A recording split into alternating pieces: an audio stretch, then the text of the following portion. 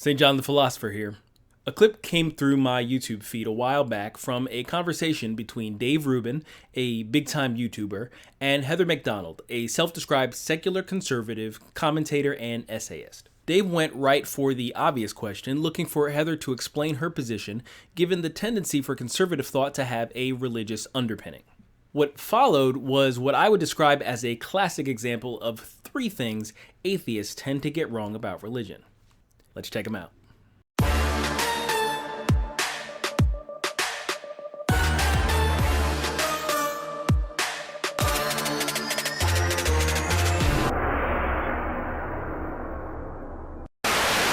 There are three distinct arguments Heather McDonald puts forward, ostensibly explaining why she rejects a belief in God, and we'll see where she, like so many others, go wrong. Keep in mind, I'm coming at this from a specifically Christian perspective. I'm neither equipped nor inclined to defend any other version of God. Also, I'm going to go in order of increasing complexity rather than chronologically, as you might see in the original video, which I'll link below.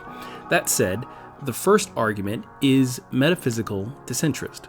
I know that I am not particularly predisposed towards metaphysical questions because I don't think they can really be answered. For anyone concerned with society, law, and ethics, this is a denial of the human experience. To be fair, there are two definitions of the term that can make things a little confusing. The one probably being used here is abstract theory not based in physical reality. The other, more appropriate definition for this discussion is that branch of philosophy dealing with concepts like being, substance, and identity. If you watched any of my worldview videos, which I've linked in the description below, you'll know that morality is among the four great concepts that form a worldview. Origin, where do I come from? Meaning, what is my purpose for being? Morality, how do I live? And destiny, what happens when I die? The morality idea is very much a consequential one in that it embodies the concepts derived from the others. Where I come from, my purpose in life, and my ultimate destiny all have direct bearing on how I should conduct myself in this life. What we do in life echoes in eternity. What the atheist worldview tries to do is separate out morality as an independent idea divorced from its metaphysical underpinnings. And in doing so, according to one of my favorite Christian apologists, Ravi Zacharias, your feet end up planted firmly in mid-air. So sure, you can claim to have no interest in the metaphysical, but the moment you enter the realm of describing how people should behave and how society should be structured, you're begging the same existential questions that the God-centered universe answers. Next is the God of the Gaps argument. The idea of what started the universe, we can't really answer that. I think that to say God, that's just a placeholder for ignorance. Right. That doesn't help. You know, because I may have to get you in here with Prager I'd love to discuss it. Yeah, you well, get we could do infinite that. regress. Yeah. You know, so where did God come from? It's just putting off that moment of ignorance a little bit further. While there are admittedly Christians content to allow God to be the catch-all filler for the voids in their knowledge, most Bible believers don't think this way. We don't base our belief in God on things we don't know. We have a positive case for belief based on things we do know. For instance, we do know that the universe has an origin, that it hasn't always existed as atheists believed prior to the discovery of evidence to the contrary. Did you know that?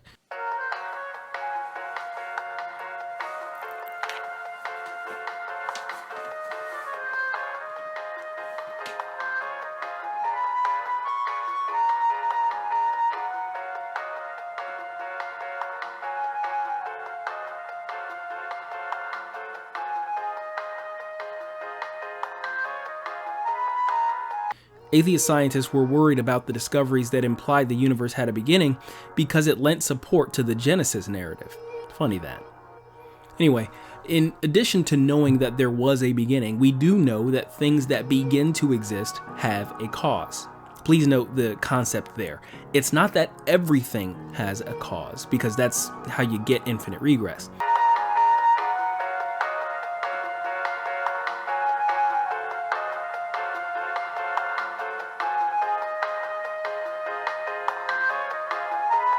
The concept is that everything that began to exist has a cause.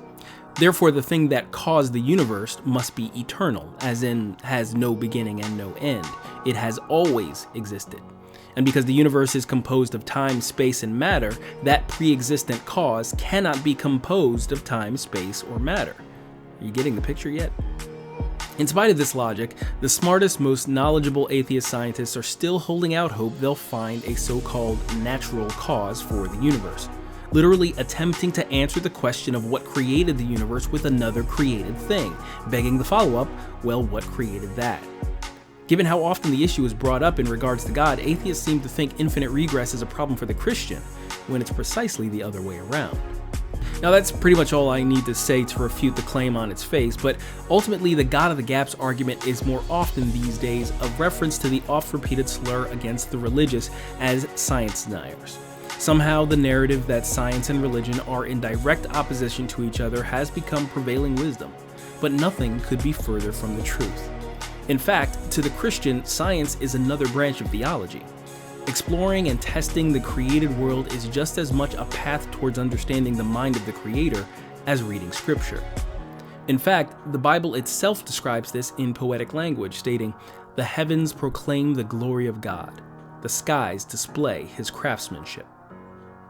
Until relatively recently in history, this was the dominant view of those that committed their lives to the study of the natural world.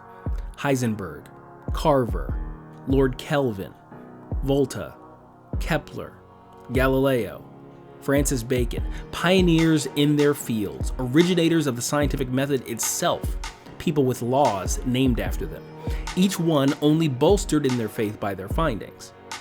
In the words of Isaac Newton, this most beautiful system of the sun, planets, and comets could only proceed from the counsel and dominion of an intelligent and powerful being. This being governs all things, not as the soul of the world, but as Lord over all, and on account of his dominion, he is wont to be called Lord God. This is an unbroken tradition that endures to this day, represented by the more than 40% of scientists that are believers, many of whom came to faith not in spite of their work, but because of it. Dr. Francis Collins, director of the Human Genome Project and one of those scientists that came late to faith, wrote in a piece for CNN, "I see DNA, the information molecule of all living things, as God's language, and the elegance and complexity of our own bodies and the rest of nature as a reflection of God's plan." Besides all that, society needs to come to grips with the fact that science is a tool, and a specific one at that. It's the means by which we seek the truths of the physical world. It is not, and can never be, a tool to explore the truths of the metaphysical world. The God of the Gaps argument is specious because believers don't insert God as the answer to scientific questions. We see him as the answer to all the questions for which science cannot have an answer. Finally, there's the problem of evil.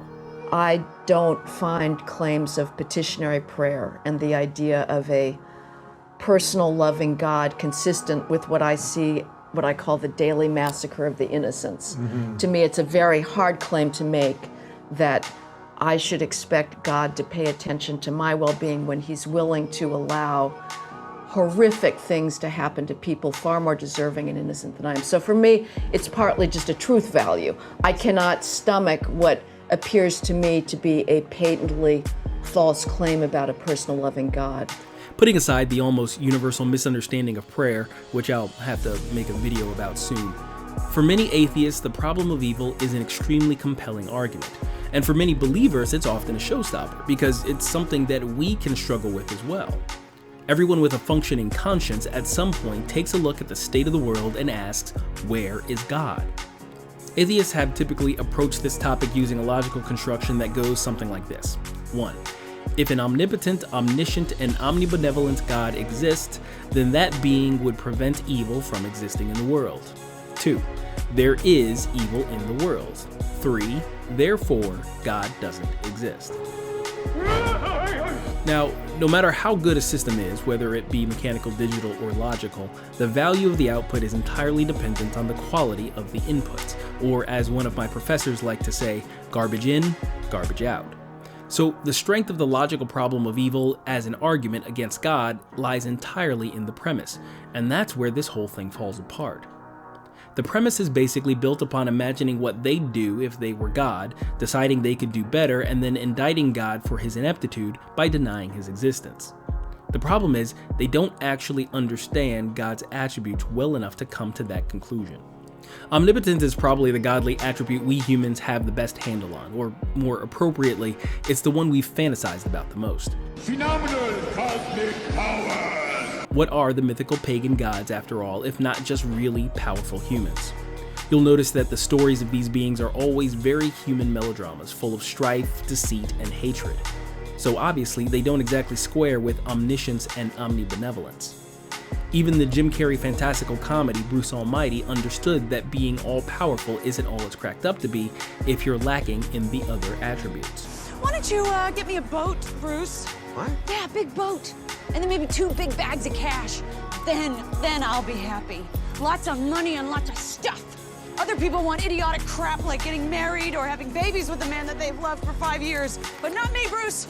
Just give me the boat. Omniscience is a problem in that people tend to think of knowing everything, like being the living embodiment of Google. But true knowledge goes deeper than that. Have you ever known someone so well that you can predict how they'll react in a given situation? How much more so would the God that created us, having intimate knowledge of our thoughts and emotions, be able to predict our every response?